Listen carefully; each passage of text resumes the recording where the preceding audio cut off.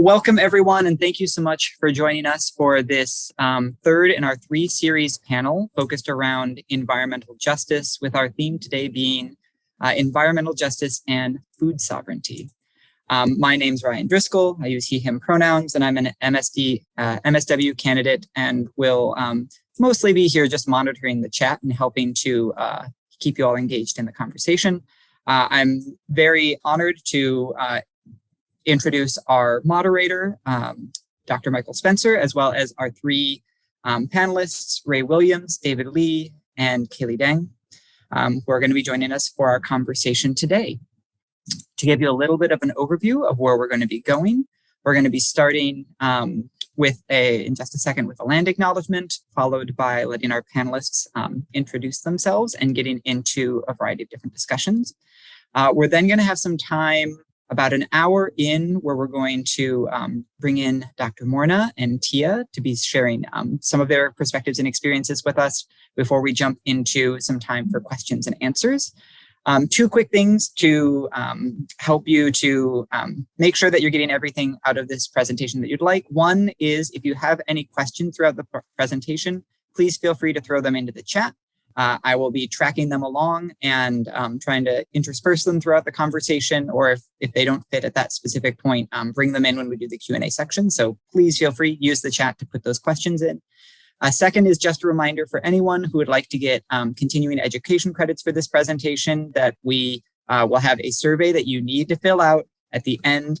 So please make sure you stay around and get that link and fill out that survey if you would like those continuing education credits, and they should get to you a couple of weeks after the presentation is finished.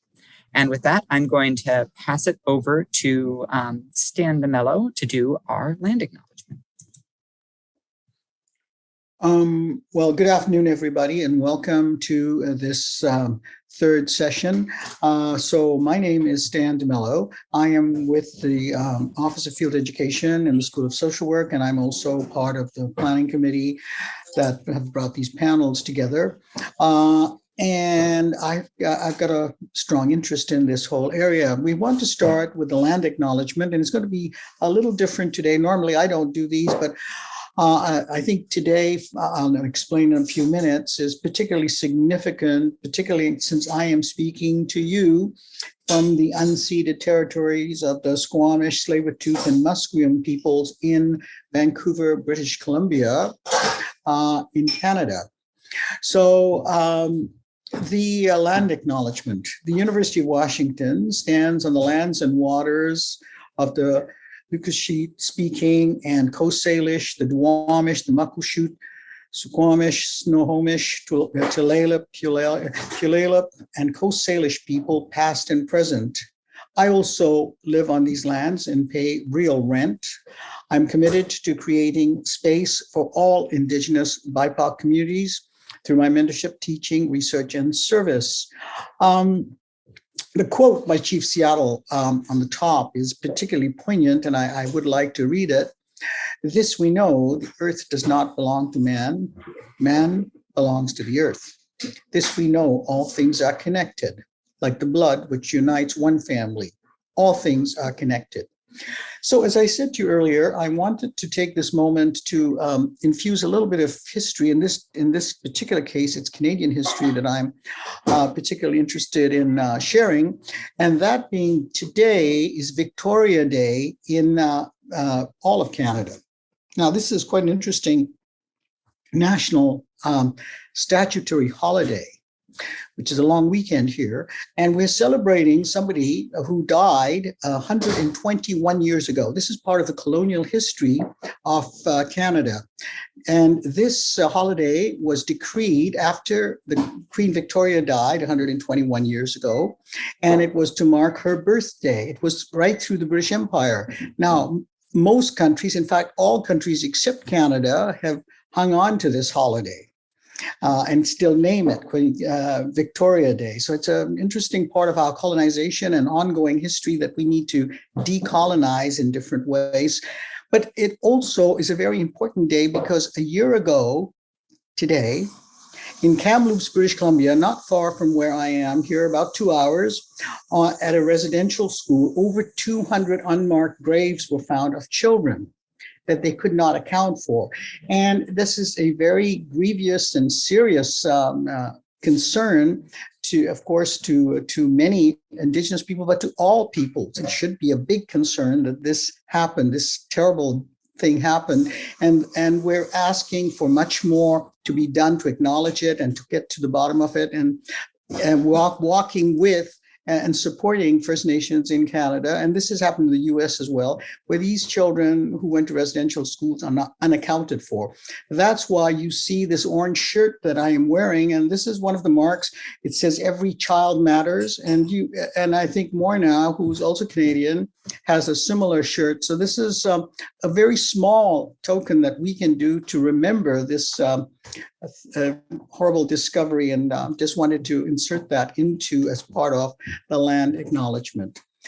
While I'm here, I also like to let you know that Dr. Morna McEachran, who is a graduate of the School of Social Work and has a long record and history of working with the school and with and for Indigenous communities, will be speaking to you later, together with Tia Yazzie, who is a first-year MSW student from the Navajo Nation, who will also be telling you a little bit about the work that's being done at Native American Studies and looking at Indigenous food security and the work that's being done there. So just as a heads up, that will be coming to you. And I invite both Morna and Tia to please feel free to join in the conversation freely as it goes along with the panelists. So thank you for that time. Appreciate it. Back to you, Mike. Thank you so much, Stan. I think it's important for us to also remember that, as much as these horrendous tragedies are things that we should remember, we also need to remember that we are also people of resilience and survival, and that we're still here. We've lost many, but we are still here. That being said, I'd just like to say thank you so much to our panelists for being with us today. I know we only introduced you briefly, but we'd like to give a chance for each of you to go through and introduce yourselves more fully. So if we can start with David, would you like to begin? Yeah, sure. Thank you, guys. Really appreciate being here, for all the work and energy that was brought forth to make this happen. So thank you. My name is David Lee. I'm the Wilderness Intercity Leadership Development Program Manager at Interim CDA in Seattle's Chinatown International District. It's a mouthful. But primarily, I work with BIPOC youth, largely Asian and Pacific Islander youth, in our after-school program. We focus on community development, and we also focus on environmental education, and we also focus on social justice work. I'd also like to say that I am a UW grad. I graduated from the University of Washington, Tacoma, and their Sustainable Urban Development Program. I have a bachelor's in that, and I also graduated with a master's in science from University College Dublin in Ireland. So thank you for having me. Pleasure to have you. Kaylee? Oh, hi everyone. My name is Kelly Dunn. I'm the garden manager at Dunning Community Garden. I also work for Interim CDA, so I'm David's colleague. So our garden's mission is advertising social justice and equity for low-income Asian and Pacific Islanders, immigrants and refugee community. So within our garden, our mission is just to promote intergenerational connection to land, food, culture, and community. So our garden was created in 1975 in response to a need from the elders who are growing food inside their small single occupancy places. The garden was a place for them to grow food from their homelands. So it's really nice to meet you guys. I hope I can speak a little bit more about my garden. Thank you so much. And our school has a history of of people who were involved with the gardens and the celebrations that occur there. Last but not least, one of our good old friends here, Ray. Hi, everyone. Ray Williams, he is pronouns, co-founder and managing director of the Black Farmers Collective. We've got a couple of farm sites, 4 acres we're leasing in Redmond. And we're really focusing, I think, probably today on some of the conversations that have to do with the Yes Farm, which is really a sister garden to Danny Wu right across I-5. And I think this is a great opportunity to meet these folks and share a little information about what we've done. So we're Danny Wu started in 1975. We really started about 2019. And so we've really been on the ground there for just 3 years, but we're, I think in some ways have very similar, objectives. The folks at Yesser Terrace Housing Project have been moved from places with yards to apartments. And so we're providing some space for those residents. And we're also really looking to increase the connection of all of our city citizens to the land and to growing and to the health that can bring, especially the residents, Black residents of Seattle. So we try to have a very inclusive space, but we're also looking at raising the capacity and voices of the young Black farmers and food systems work.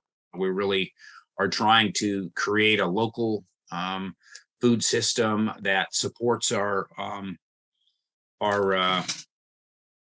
supports our communities. And so I'm happy to be here, happy to share a little bit about what's going on. Thank you. Thank you. We're so honored to have all of you here. Let me start with a series of questions. Okay, I'll ask some questions and we hopefully can engage in some dialogue here. At the end of the questions, we'll ask for questions and comments from the community. But Ryan will also be helping to monitor the chat and the Q&A section. If there's anything urgent, he'll come in and help us out. Okay. All right. So the first question. So how do you and your organization define food sovereignty? What are the distinctions and connections between food sovereignty and food security? And how is this connected to social justice overall? Who wants to start? I suppose I could jump in real quick here on that one. Seeing as how both Kaylee and I are both from Interim, I think it's fair to maybe hand off the second part of the question to Kaylee. But as far as defining food sovereignty, well, it's really, I think, a right of the people to be able to define what it is that they're eating, how that food is produced, how that food is distributed, how to do it in an ecologically wise way, a sustainable way. And, I think that really they should also have control over how those what agricultural methods they utilize, because many of them come from a cultural heritage. There's clearly a lot that the Asian community over the span of Asia, that there's a lot that each of them can bring to the practice of agriculture. And I'm hoping that Kaylee will be able to provide a little bit more in particular about how the Chinese approach agriculture. But I think that's a big part of what food sovereignty is about, is being able to tie both culture, art, and having the ability to define the process of food systems that they are engaging in. Thank you, David. Okay, so for me, food sovereignty is just like a self-determination of what my food is, and like have equal food choices and not change your food culture because of mainstream food, like where you are, like you go to an American grocery store, you cannot only literally you just cannot find like the Chinese food there. So it's all like American food and also like Mexican food, because here's a lot of Mexican people. So for the second part of this question is like food security.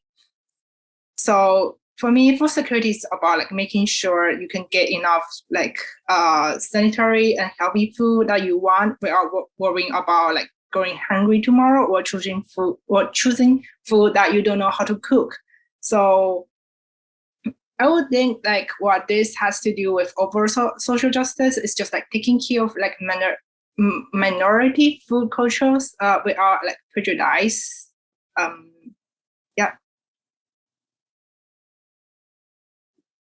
Ray, anything to add?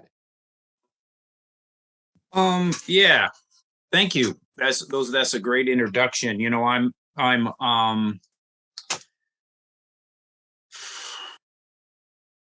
it's been painful for me to try to prepare for this, you know, with the backdrop of the killings in Buffalo, New York, and really attack on a community food system. You look about that. I think, you know, the Tops Food place store was fought for by the community to create a space to bring fresh food into the neighborhood and all the other services, right, that place provided, right? It became a community center around food. You know, before that, and this still exists in many areas. You hear about this concept of food deserts, right, where folks, they don't have a space. So I think, you know, in terms of food sovereignty, you know, this idea that David brought, not just about what sort of food you get, but or what you eat, but how you get it, right? And then even back to how it's prepared, right? Are really important points for this food sovereignty. I think, you know, reflecting on what happened there, I think it exposes, you know, some real fragility that we have all over our food system, right? That a community can fight hard to get a better food system and have that really taken away quite quickly. But it also shows the resilience of our communities, right? That the response has been to re-gear up or continue or expand the efforts of a lot of mutual aid efforts that have been going on since really the pandemic and before, right? Trying to bring food to your community. And so it does show the resilience of a community to be able to come back and try to support themselves, you know, through the work they do about getting food to the people there. You know, I think food sovereignty again is some control over the food, and I think in the United States, for the great majority of us, we've given that up, right? I think if you start with the infants, we're in a crisis about baby formula right now.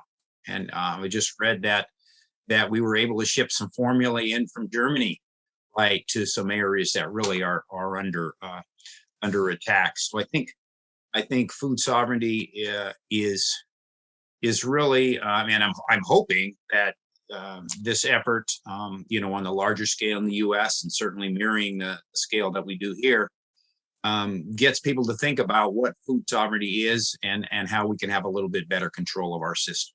I think from the Black Farmers Collective point of view, you know, we started it a bit about food sovereignty, but really a bit about just getting the health of healthy foods and being on the land. And so I think we're starting to understand how important being able to grow a little of your own food, being able to build community around the growing of that food, right? To have those community members support each other is a real important piece of this idea of control of your life, which I suppose is the ultimate definition of sovereignty. You know, I'd like to encourage those, and then maybe this should go later, but I'd like to encourage really all of our listeners here to go online and try to see some ways that they might be able to support the efforts of the people that are supporting their community in Buffalo. Feed More WNY is one that I've come up with. Apparently there's a GoFundMe that has some certified places to donate. In one of the articles I read, there's a very active place, the Buffalo Community Fridge, and apparently someone has put up a fake Venmo account for them. And so Buffalo Community Fridge is not accepting donations directly, right? Of course, here we are with this situation. But, I encourage folks to think about donating, but also to think about what this act of terrorism has done and exposed for the rest of us in terms of our food system. So yeah, I'll stop. Thank you. Yeah, I just want to jump in and thank you for acknowledging that, Ray. That's something that's really close to my heart. I come from a mixed background, but I do have a Black family, and it was something that definitely was brought up in our family discussions. So thank you for sharing that and bringing that up.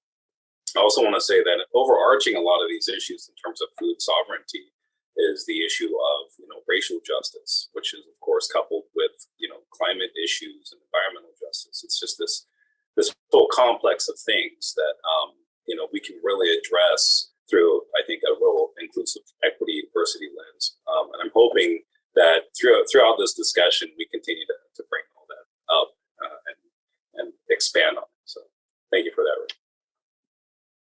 Yeah, thank you so much. I mean, just to kind of summarize a few points here, I think that we heard food sovereignty being, sourcing your food, accessing your food. It also incorporates how you define your food. And I think that this example of how food sovereignty is connected to our shootings in Buffalo really highlight the connections between racial justice. I mean, just as I think about the example with baby formula, the arguments against funding baby formula is that formula would go to Black babies before they would go to white babies. And therefore, people are opposed to the funding of baby formula. So you can see right there the tremendous intersection, right, between food justice, food sovereignty, racial justice, and racism.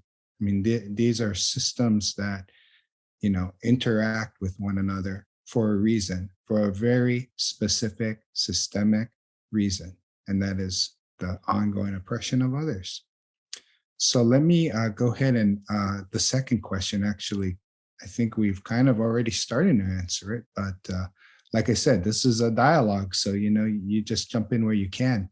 Second question, why is food sovereignty an important aspect of identity and culture? I can go first. So here, so the environment you grew up in and the food you had access to or provided to you by your parents. And your parents get their food, they need to grow up to their parents. So in this progress, the cultural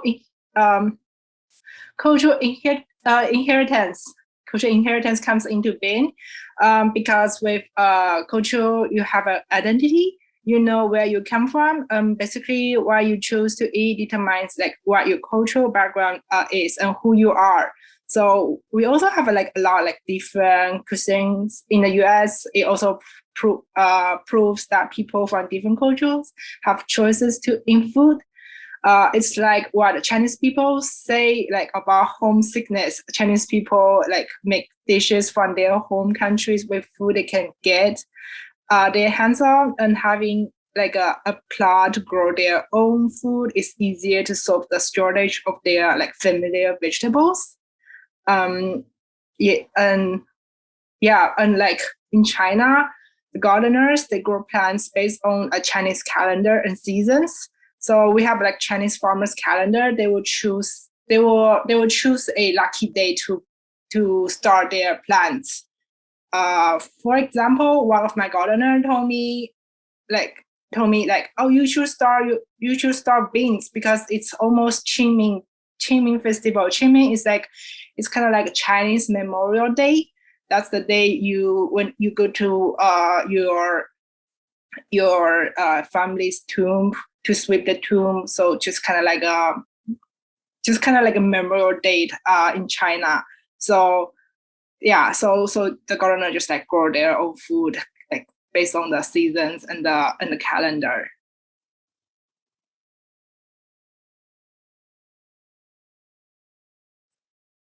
Yeah, that's awesome, Kaylee.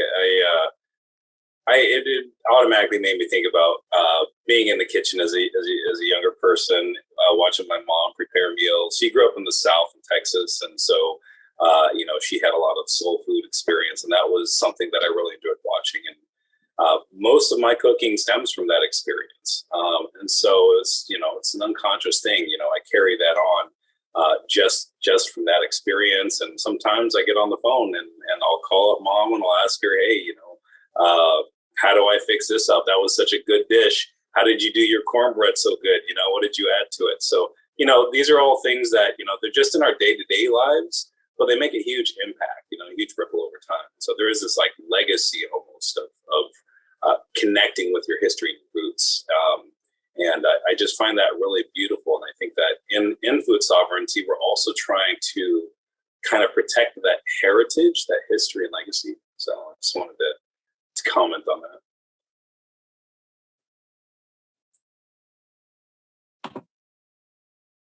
Yeah, thanks for setting the tone for the answers for those questions, right, around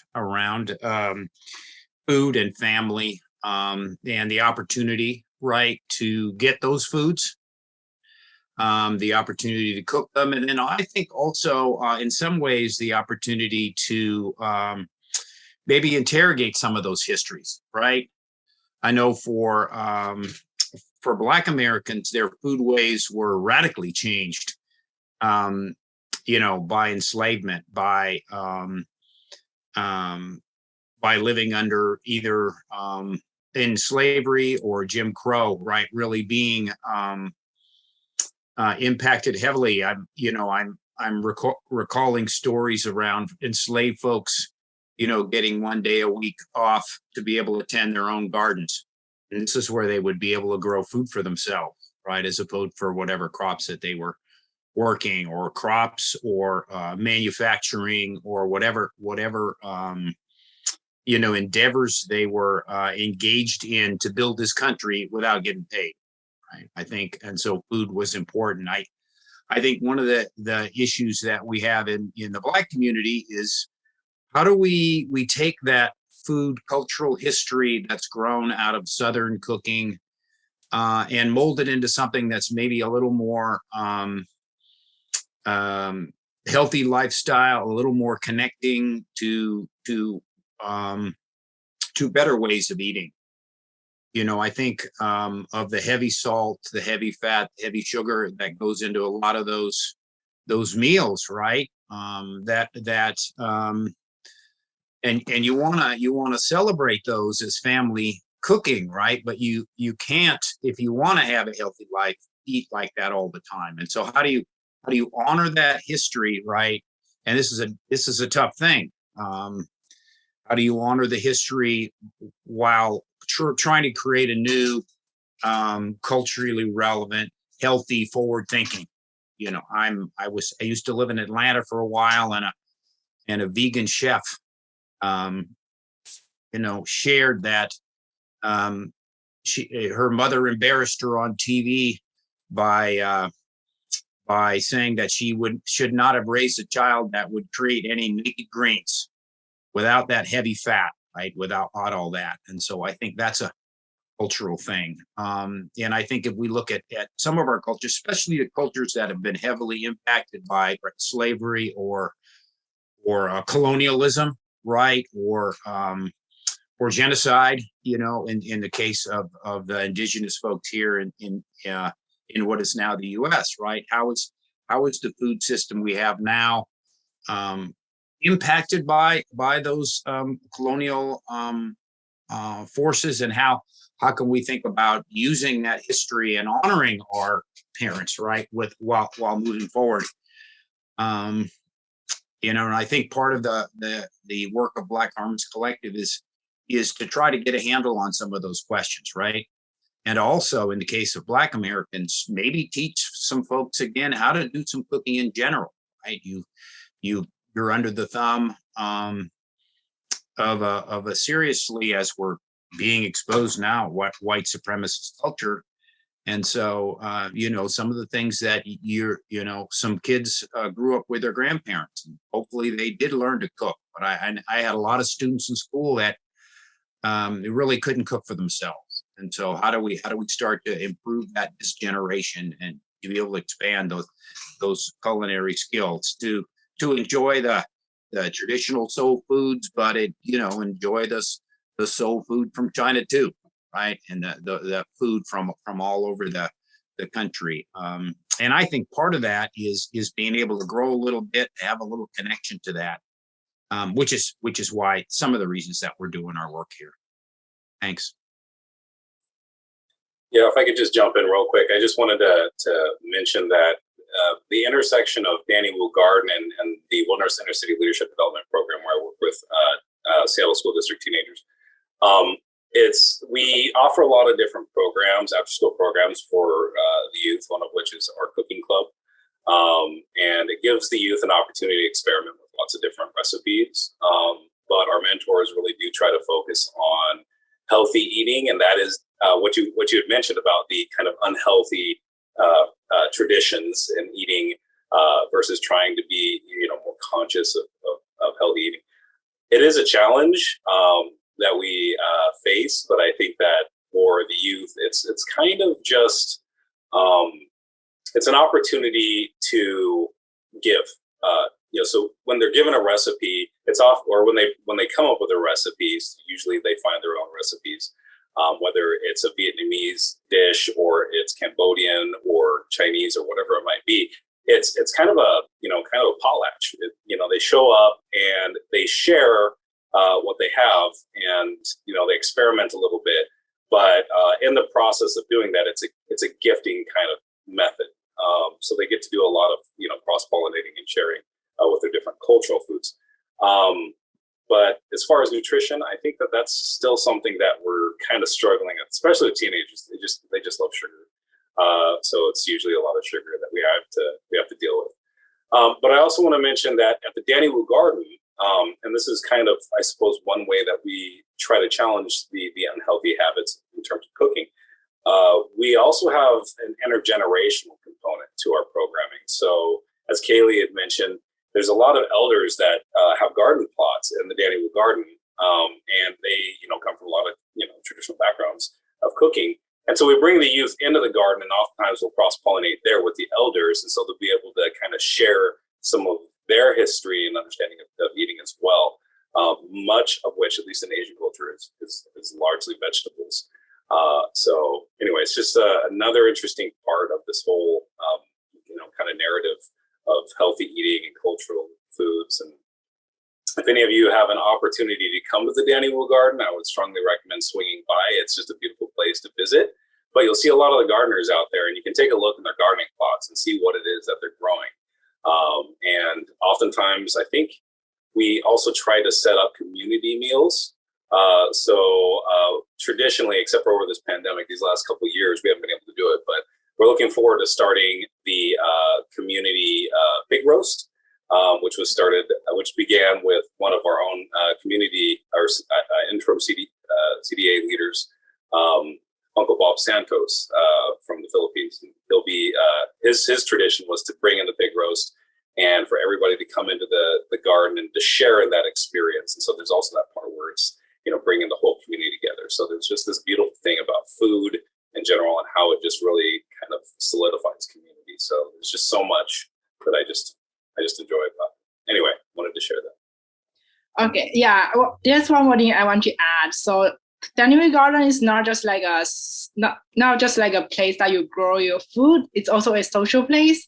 As far as I know, we have Korean gardeners. We also have Chinese gardeners. So they they used to like exchange seeds and also exchange their planting experience in the garden. So this is like good connection that you can like learn other cultures like food and also know their like how you cook the food. So they will also like exchange the recipe. Also we have the gardener to teach the wild youth like how to cook.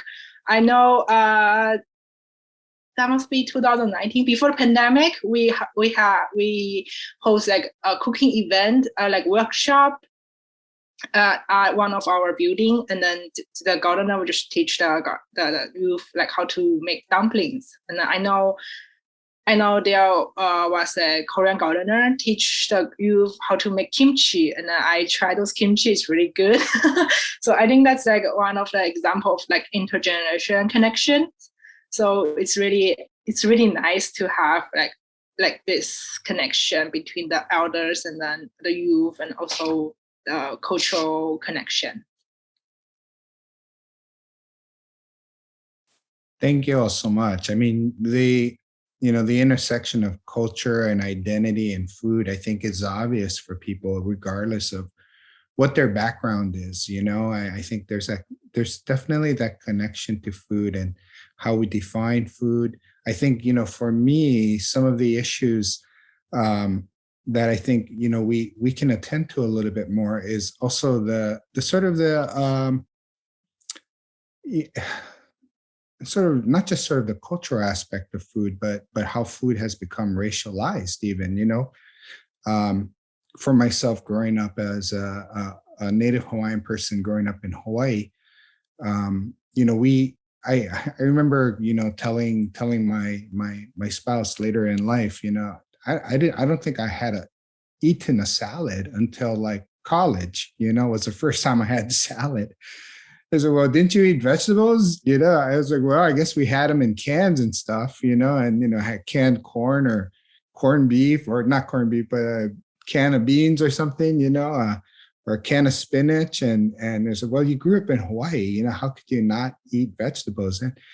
And I recall, if you think about these things, I mean, there's a reason why we don't grow our own vegetables, right? There's a reason why a lot of our foods, our fresh indigenous vegetables, our greens, were no longer available to us. I mean, whether that be the dispossession of our land, the diversion of our waters away from our fertile valleys and to water golf courses and plantations. There are reasons behind these choices.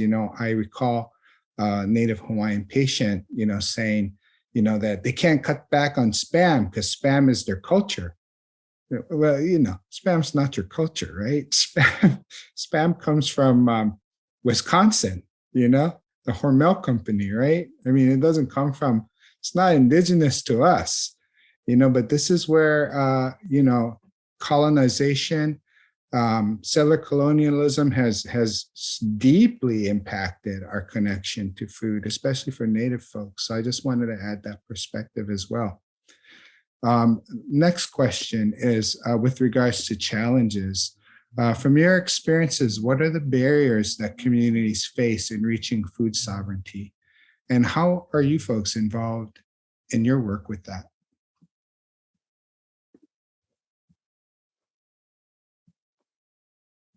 Well, I guess I'll start. I think we're sort of the nature of our organization, right, has a little bit more maybe, influence or at least possibility, right, for some more to get rid of some of those barriers. I think the biggest barrier for community, and I mean, you already brought it up, right, is dispossession of land. And, food sovereignty, food security for all of us is really dependent on the land that we have to grow our food on, or the clean waters that we have to fish for our food, right? Or on. And so I think that access to land is very important. Is something that we at the Black Farmers Collective are are well aware. We've again luckily started with a quite small spot, but actually pretty large for the city. Right, we're farming the freeway right away, right near Yesler Terrace, just south of Yesler on I-5.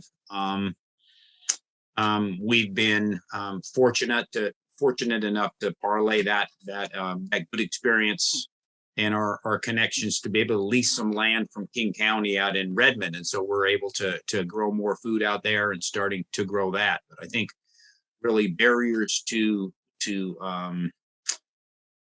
production of food and having to control the production is all around land. And when you're competing even out in that area with other interests for land, whether it's golf courses or wineries or non-agricultural uses like warehouses and farmland, on top of farmland, I think that's a real big barrier, for us. I think there's some barriers that come with that loss of the generational knowledge about how to do this, right? And so this is loss of knowledge, and then when you look out, what are the opportunities outside? If you have to go outside your community, right, outside the elders, if you have access to elders, that's great, and neighbors like folks down at Danny Wu have. Then you have that example. If you have access to some of the gardeners and at Yes Farm, then you can do that. But if you have to actually go outside and look at that, then you're looking at sort of university programs or other workshops put on by people that maybe don't look like you and maybe don't have the same sensibility. And in some cases, really depending on unfortunately the color of your skin, that they may be nervous that you're even in the class. Right. So so I think, being able to share that knowledge, is another barrier.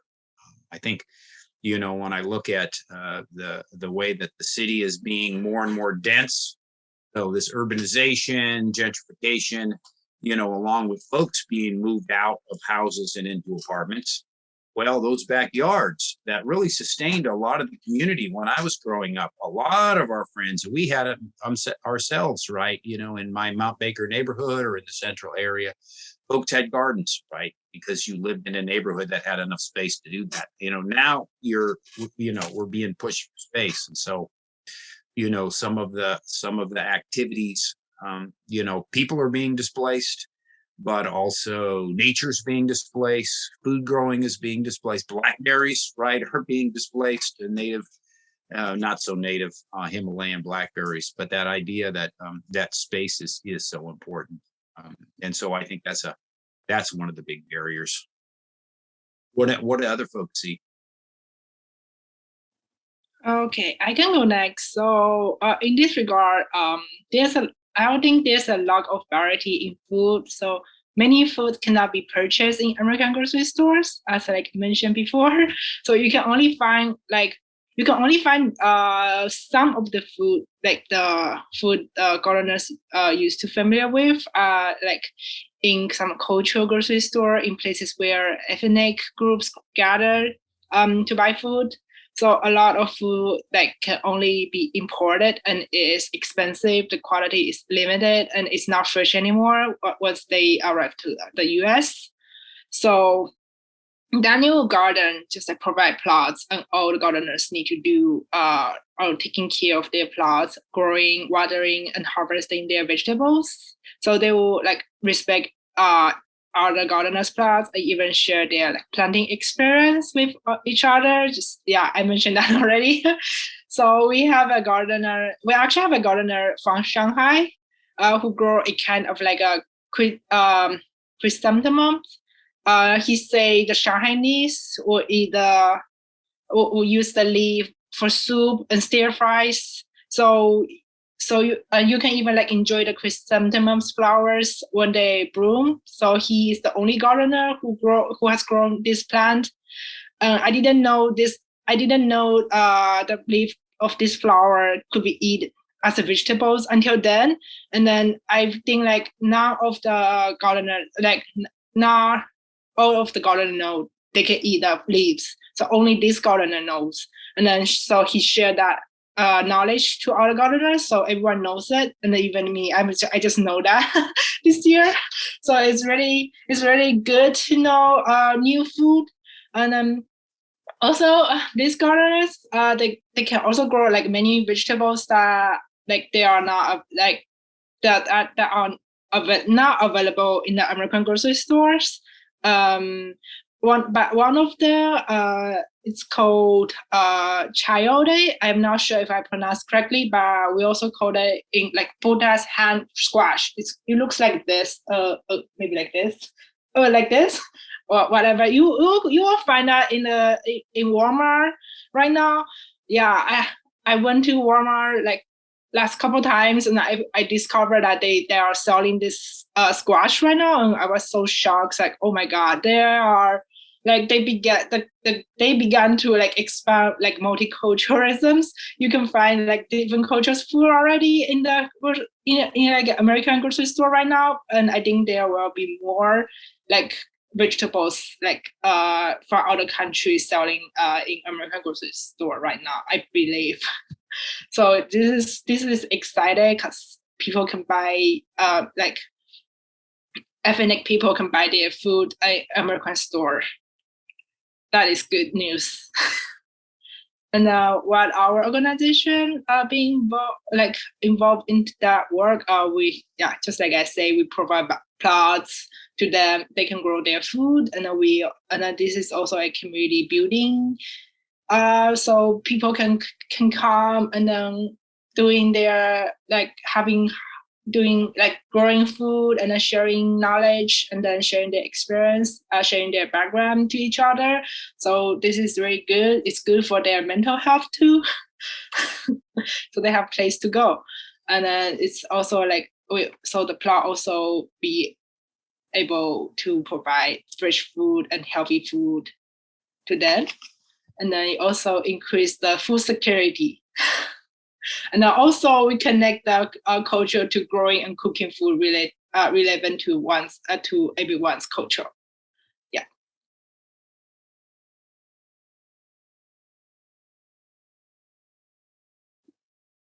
Anything to add, David?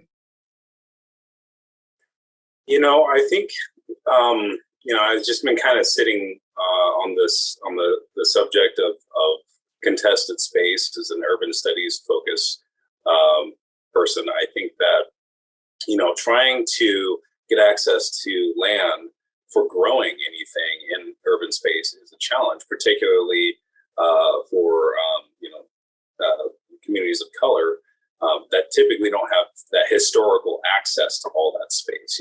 There might be white communities that have large plots of acreage that they can then subdivide and open up into different kinds of land uses, including agriculture, or if you wanted to maybe start raising livestock to a certain extent.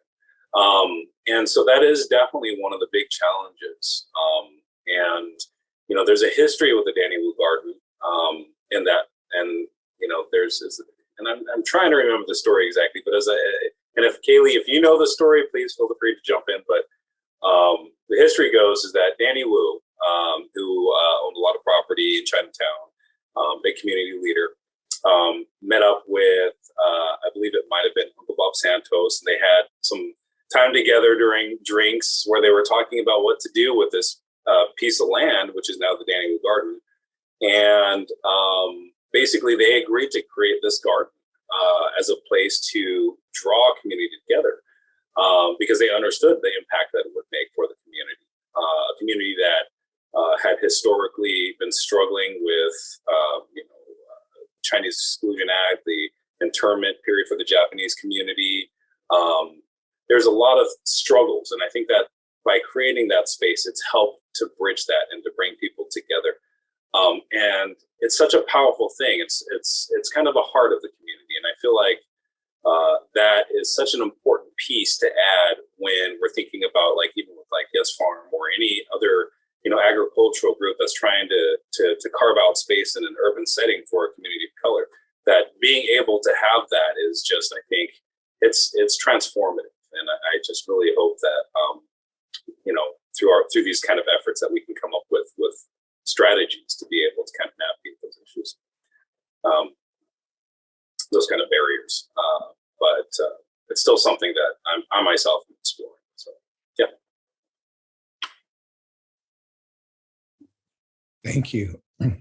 All right, last question. How can folks get involved?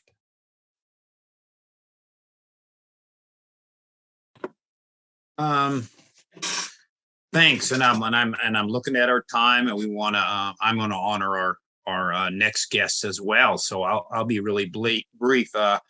Black Farmers Collective. We have a website, Instagram, which I don't follow, Facebook at that. We have volunteer days on Saturdays from 10 to 3.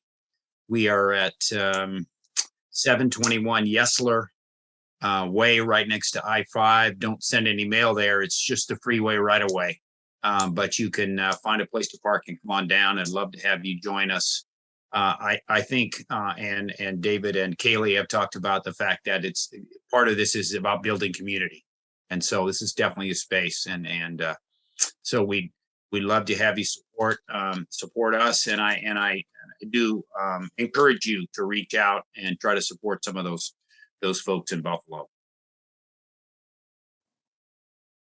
Yeah, so for the garden, we just need volunteers. Come to visit our garden and maybe do some volunteer, maybe just help us clear our weeds and like helping install some stuff. Like we have some damaged fences. Maybe you guys can come and help with us. And then we also, yeah, that's pretty much what we need for now. Thank you.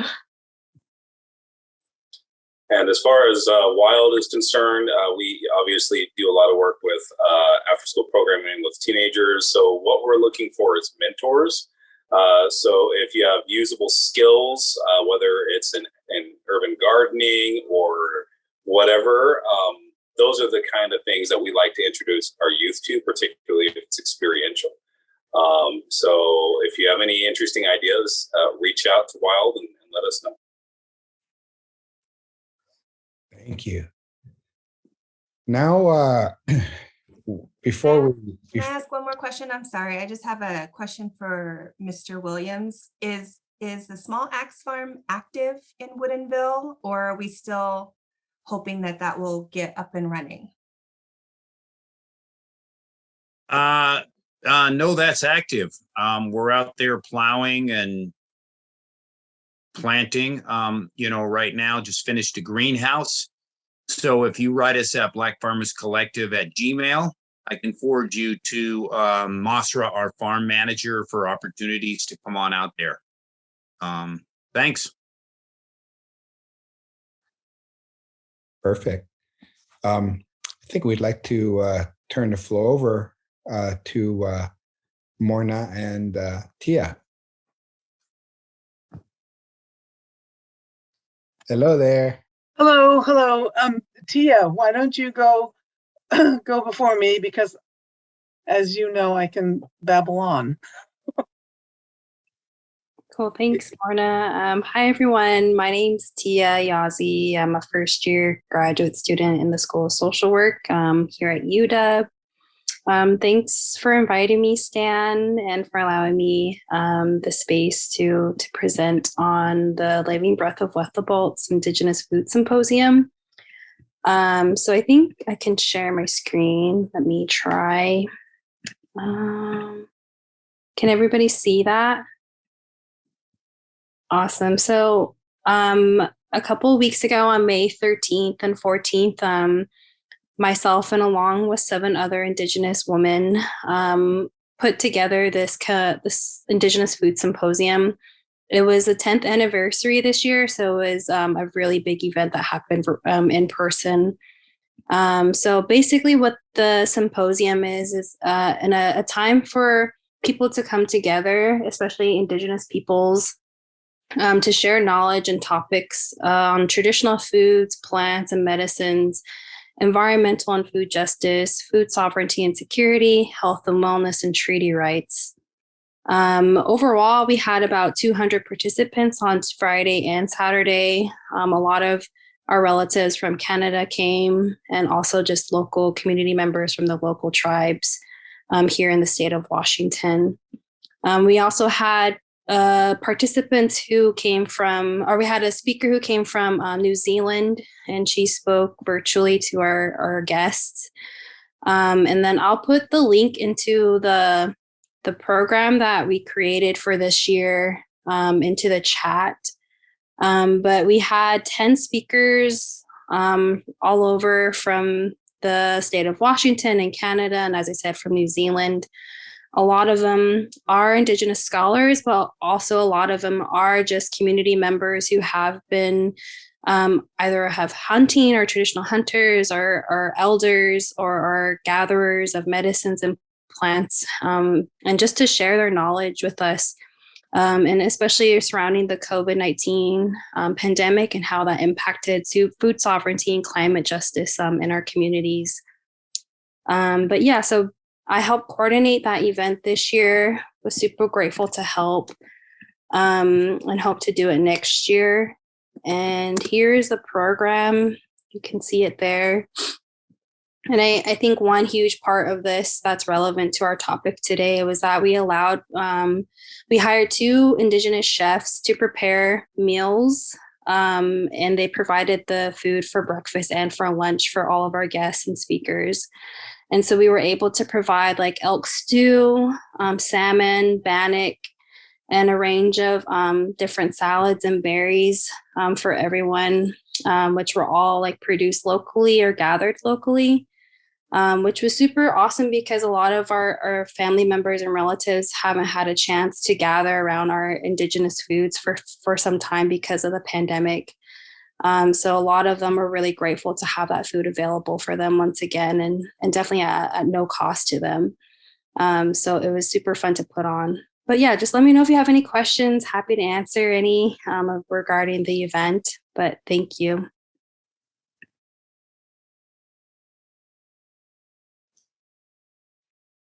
Thanks, Tia. That's wonderful. And All right. More now. I think Ray has a question. Sorry. Oh, sorry. Ray. I just have a congratulations that a couple of our folks and volunteers and staff actually went and said it was a great event. So I just want to pass that on, that we really appreciate the work that you're doing. Thank you.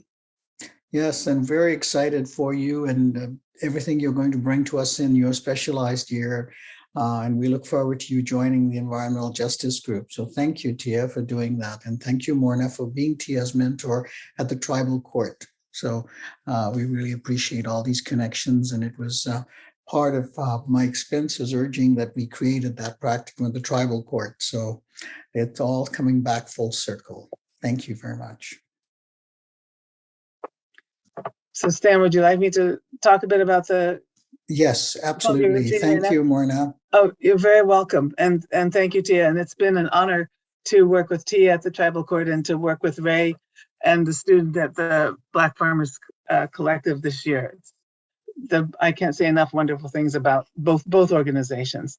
But Stan asked me today to talk to you a bit about a project that he and I have both been involved with for some years now. Focused on the Columbia River Treaty. And so I'd like to just share with you a few slides. Can everyone see that? And so Stan and I for about, I don't know how many years. We're old now, so it's been a lot of years. Social work across the 49th parallel has been a project that Stan and I have worked on. Stan started many years ago, where we would take social work students from Seattle up to Vancouver to sort of do comparative studies of different agencies and different systems. And so then it sort of developed into this Columbia River Treaty modernization, because I also have been working with what's now the Western Association of Canadian Studies. And we've had 2 and are planning a 3rd Columbia River Treaty field course. And so we have made some presentations, Big Salmon River and the Columbia River Treaty modernization. understanding challenges to environmental and social justice through field courses. As we were hearing, environmental and experiential learning is very important. And I think that summarizes these field courses. We've taken graduate students and public intellectuals and professors on these field courses. And one of them, after the 2015 field course, wrote this poem, which really sums up what he experienced and what is sort of about the big river. It's called Coyote Revisits the Columbia River. The great river he once knew, wild, majestic, compelling, transformed, reduced to a series of placid, controlled, false lakes.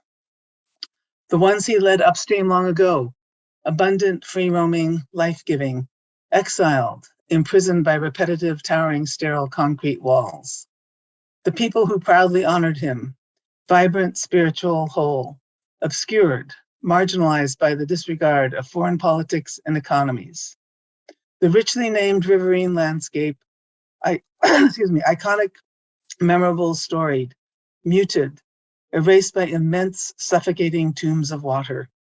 The fabled dog himself, wise, intrepid, capable, disoriented, stunned by the unimaginable cruelty of an alien trickster. The very briefly, because I know Stan and I can both talk for hours about this, about a little over 20 years ago, some unusual alliances started getting together around the Columbia River Treaty, which was signed in 1964, and its only foci were flood control and hydropower. And then we're right in the time where it's being renewed right now. And so a group of indigenous peoples, settler environmental scientists, and settler religious leaders started working together to encourage Canada and the US, who are the treaty signatories, to also include ecosystems as an equally important aspect of the community. And have had many conferences and many discussions over the past 2014 to 24 are the years for the United States and Canada to renegotiate, well, not renegotiate, but renew the treaty. I won't go into the details about that. No. And so just so you have a bit of a picture, this yellow is the Columbia River Basin, and and this is where we talk about decolonizing the 49th parallel. The Canada-US border is a political border that really has nothing to do with the way nature and peoples who are indigenous to this area exist. And so it's about the size of France, and it's in Canada, it's in British Columbia, and the US, it's in Washington, Montana, Idaho, Oregon. And those 5 states. And so then on the other side of the screen is the sort of the combined itinerary of the 2 field trips that we've done so far. And I just wanted so what we've done on these field trips is gone up the river and met with all sorts of folks who live along the river and whose work is along the river and whose lives are along the river. And we've had social work students. So I just chose a couple of pictures of social work students. We've gone down into the depths of dams. We've met with salmon fisheries and indigenous salmon fisheries at Chief Joseph Dam, and the Okanagan Nation Alliance up in British Columbia. And so this is a picture of way high up above on the right of a social worker graduate student. And that, if you can see, there's a little teeny bird down below, which is a giant raptor, and that's the right above the Grand Coulee Dam. And if you look at one of the extreme tragedies, environmental tragedies of these dams, is that there's no riparian zone. The salmon can't get up the river, and it's as the poem said, it's sort of dead, placid, It's no longer alive. And here's a sacred place, Kettle Falls, and we visited there both times and met with Indigenous leaders there, and were invited to participate in a salmon ceremony. And here in the old pictures is vibrant river where fishing occurred and great meetings occurred each year. And then the meetings still occur with many ceremonies of tears, and this placid unnatural river. And here's the first ceremony of tears. Now, it was a surprise to me, not understanding that when I learned that the peoples in the interior Salish peoples are known as the salmon people. And I had this idea that salmon were fish in the ocean, but no, it's the primary food source and food security. And since the 1930s, when the Grand Coulee Dam opened, the salmon haven't been able to get up over the river to spawn. And just in 2020, I believe it was, the Colville, United Tribes of Colville, trucked salmon from below the Grand Coulee to above the Grand Coulee, reintroducing them up into the upper rivers. So we go and we are in these environments. And another great success is the Okanagan Nation Alliance fish hatchery, where through indigenous knowledge about how salmon spawn, built these very simple and very high-tech fish hatchery, and a few years later had a great return, because the Okanagan is a tributary to the Columbia, and it's the furthest in up into the Columbia River system that the fish can still actually naturally get up. So the Okanagan Nation Alliance provides a lot of salmon for a lot of groups in the whole area. And last time we went up to the Mica Dam, which is the furthest north dam in the system, and another social work student who graduated in 2018, I believe, right there. And up in these mountains, the water is so pure, we were filling our water bottles. Well, the youngsters were filling the water bottles for some of us older types. And we could just drink the water. This is above the dam, so this is where the river is still natural. And I found it particularly poignant to be where the dam, the forest and the riparian zone used to be there. It used to be alive and vibrant, and now it's just the dead trees that were taken down, and the dead earth. And as actually Ray taught me a while ago that all this silt that goes when these dams, when the water goes up and down, has gotten bollocksed up behind the dams, thus making that an untenable environment as well. So there are lots of complex things that work here. So sorry, Morna, can you just go back to that slide? I just want to insert a little commercial for one of our students. This student that you see here on the right is Michael Mugambe. He is a social work student. He's an MSW. He went through the CCIP concentration, and he came from Uganda. And what was so interesting about Michael is that, this environmental concern and food security was something very close to his heart. And he related this to his home country of Uganda, and the Lake Victoria that is in East Africa is the source of the Nile, and all the complications that occur there from damming, and how quite similarly they're affecting indigenous peoples here. So it was a very interesting of local global learning on environmental justice for us. Thank you, Morna. Oh, thank you, Stan. So I guess part of our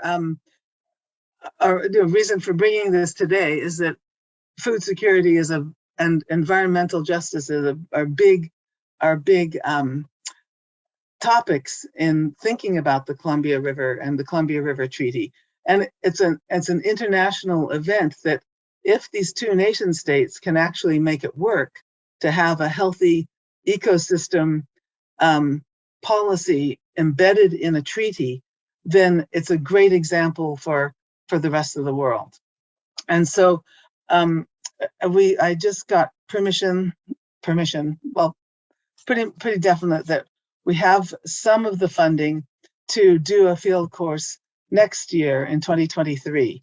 And the idea would be that we would have a symposium, a one-day symposium at the beginning of the field course, probably in Kettle Falls, which is a traditional gathering place, and where we have friends who are interested in working with us. And then we'd go up the river to the Mica Dam again and meet with our colleagues at the University of British Columbia, Okanagan, and the Okanagan Nation Alliance, and then travel down, spend 2 weeks and a weekend, and travel down all the way to the mouth of the Columbia and have another one-day symposium for folks who couldn't come on the whole trip. And the Western Association of Canadian Studies is an organization that is connected with people in this whole Columbia Basin, basically, as well as Alberta and California. But so people from all this area would be welcome to join in. And so yes, so I wanted to bring it today and say it's it's very much connected to food security and environmental justice and racial justice, and invite you, if you're interested, to let us know if you'd like to know more as we develop this. And I have a colleague who's an Indigenous scholar at Washington University, and she teaches a course called Decolonizing the 49th Parallel. And she has students who are very interested in joining in this. So it would be a multi-university event, and we're trying to get a course going at the University of Washington. We'll see how that goes. Right. So, yes, Dan. Yeah, so, we're trying to hold this out as a potential way of continuing this work in education, as we are all co-learners in this process, as you can see. And we want to make sure that at the School of Social Work, I know with Ryan, who's done a great job, as has Arden, and thanks to Mike Spencer, who is our Associate Dean for Academics. This is his main area of research, and he's also tied this to the Grand Challenges. We're hoping that this good energy will continue, and we'll be able to continue these types of symposia, these regular meetings, just like we've had now. We've had 3, and we're hoping next year we'll have some more, and perhaps turn it into a course that people can actually register for. And we want to keep it multidisciplinary, because this cannot be sorted out by, we cannot work on this in silos and just have one discipline trying to figure this out. It is too complicated, too integrated. And it just goes against the whole principle of good, environmental work.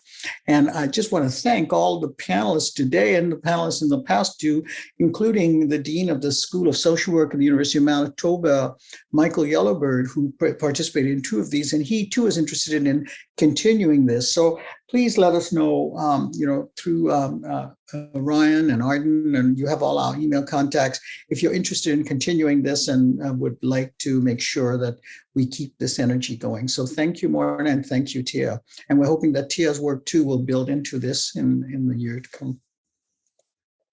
Awesome. Thank you, Stan. And thank you for, really helping to highlight how it's really a community effort, and really bringing forth some really strong examples of how this is an interdisciplinary issue that we need everyone in the boat helping to make progress on this. Yeah, and also before I forget, I must also recognize, Ray Williams and the Black Farmers Collective, and how important they've been in our school and our community, and getting to know the work he's done, and the students who have gone there have benefited tremendously, as they have working with the University Food Bank and the Ballard Food Bank. And so these are really very important partners, and we thank you for all your time and effort and just commitment both to our students in the School of Social Work, but just to the whole, cause of environmental justice and racial justice, which are so intertwined. And of course, now the folks at Interim as well. So David and Kaylee, thank you again for all your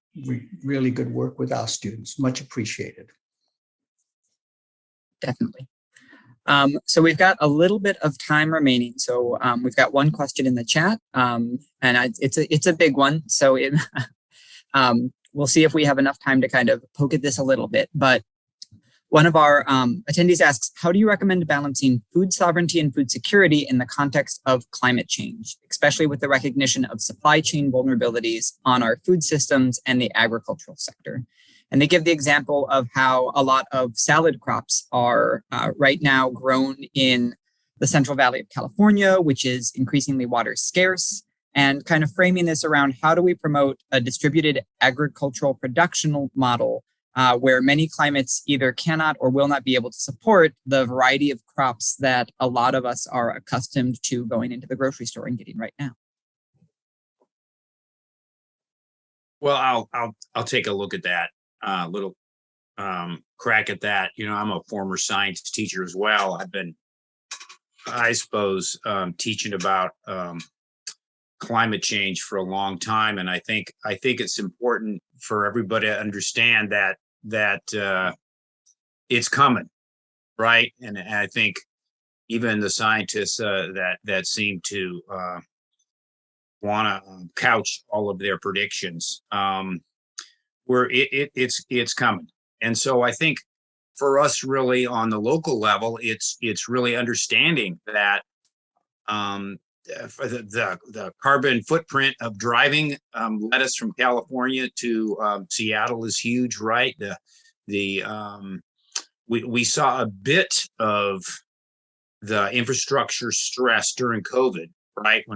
When didn't things happen? And I think it's really important for folks to do what they can now to start to become as resilient as possible. And I think one of the biggest things is to start thinking about saving the local farmland that's close to spaces, all local farmland, saving that, right? I think if we over the next 10 years lose some of the farmland around the Western Washington area, I think every acre is going to mean, honestly, people dying.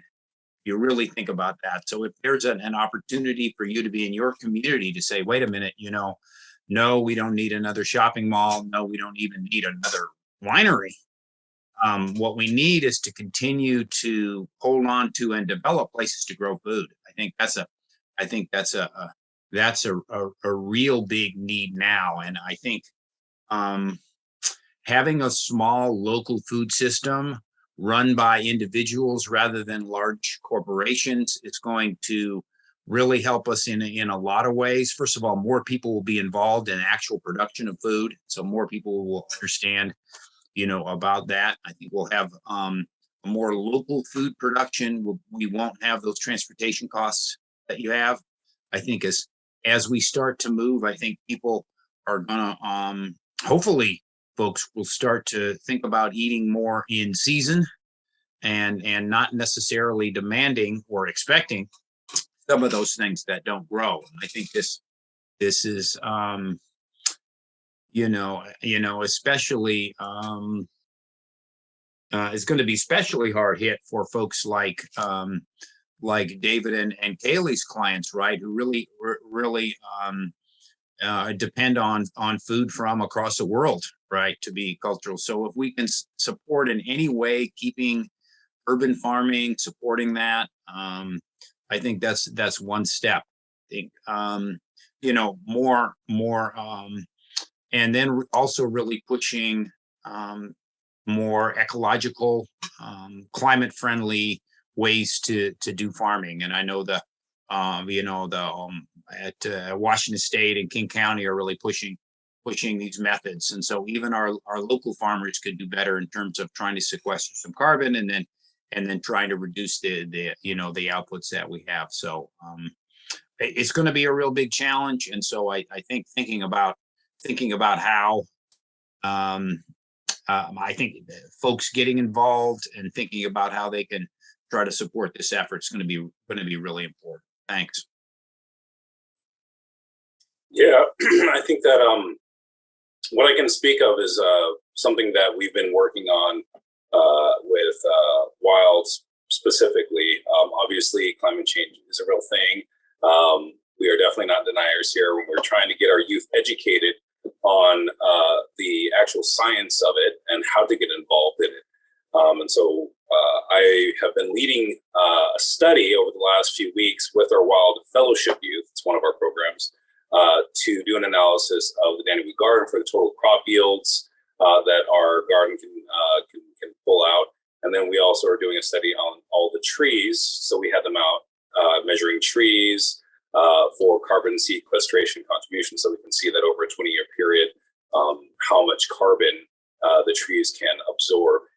And these are all things that are helping the youth to understand the future that they're coming into and understanding the science. So I think that really a big part of ways in which we can overcome the barriers is also, as we tend to think of it as a very adult-focused, adult-oriented problem, we're not the ones necessarily inheriting it. It's the younger people. We have to get them ready and educated for a new way in which to engage these problems. And so that's one of the things that I'm hoping this process that I'm taking them through Wild will provide them with.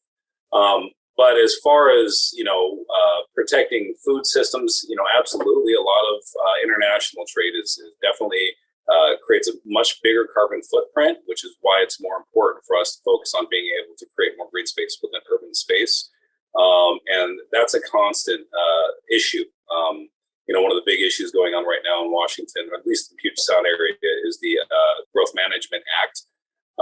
If you haven't looked at it, look it up. And you'll see that that farming and agriculture constitute a very small percentage of what their focus is. And I think that really vertical building is what they're focusing on, which is why you see so many cranes up across the Puget Sound area. But we really need to start thinking about more green infrastructure and agriculture. So, yeah, it's a complex problem. And I'm just hoping that, through more education, more maybe community-led science, we're able to start advocating and really pushing a much more green agenda. So.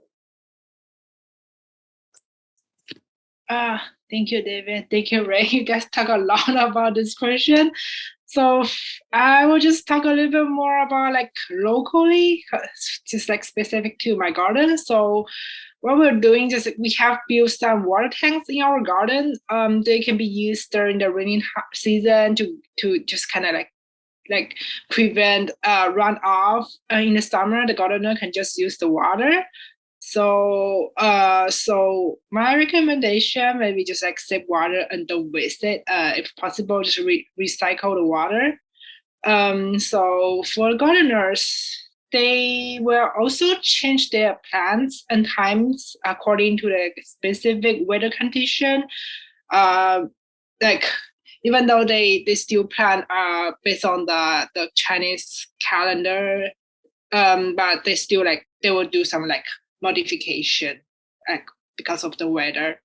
So yeah, that's pretty much my answer. Hope I answered partial of the question. No, that was excellent. Thank you so much. And I'll just wrap up by saying another thing that often comes to mind when I think of this question is as we think about, eating locally and eating seasonally, also recognizing, as we've talked about, how ingrained food and recipes are to culture, and really recognizing that there's not going to be a one-size-fits-all transition, and that we really need to build relationships with communities and help each of them figure out, okay, what is climate change going to mean for what we can grow, and what are suitable potential replacements going to be, and how do we help build up people's recipes list and their skills in being able to utilize these alternatives. I think it's a very similar movement to what we've seen as we've moved towards more plant-based foods, right? And most people are not going to, do not immediately switch from eating, a lot of meat to eating a large plant-based diet. It's a transition that comes over time as they build up an understanding of how to use different products, build up their recipe list, get accustomed to doing those types of things. So, thinking of this as a long-term kind of process, and it really being based in communities and the ecology of the areas that we're in as we move forward. So again, thank all of our panelists again for their time today. This has been an absolutely wonderful discussion.